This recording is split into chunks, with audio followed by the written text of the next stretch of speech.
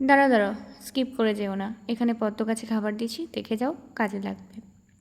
আমার কাছে 2 রকমের এনপিকে ছিল, তাই আমি সেই 2 রকমেরই দিয়েছি। এনপিকে 19-19ও তোমরা দিতে পারো, আমার কাছে যেটা অ্যাভেলেবেল ছিল আমি সেটাই দিয়েছি, আমার নাম্বার মনে নেই। তো এখানে আমি দিয়ে দিয়েছি সেই খাবারগুলো। আর এরপরে দিচ্ছি হচ্ছে লাল পটাশ। লাল পটাশ দিয়েছি খুবই অল্প পরিমাণে, তোমরা চাইলে সঙ্গে 1 টুকরো খোলও দিতে পারো, তাতেও কোনো প্রবলেম হবে না। তবে গামলার মেজারমেন্ট অনুযায়ী কিন্তু পদ্মের গামলায় খাবারটা দিতে হবে। চলো ওপরে যাই। ওপরে গিয়ে এই যে এইটা বড় গামলার জন্য আমি দিয়েছি, আর আমি অল্প পরিমাণেই খাবার দিয়েছি, কারণ আমি তো আর বুঝতে পারবো না, কারণ আমার কাছে অনেকগুলোই গামলা রয়েছে।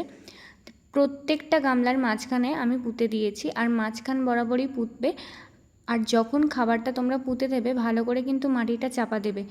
যখন মাটিটা চাপা না দিলে কিন্তু যখন খাবারটা দেওয়া হবে ফেটে বেরিয়ে চলে আসবে। কেমন লাগলো জানিও।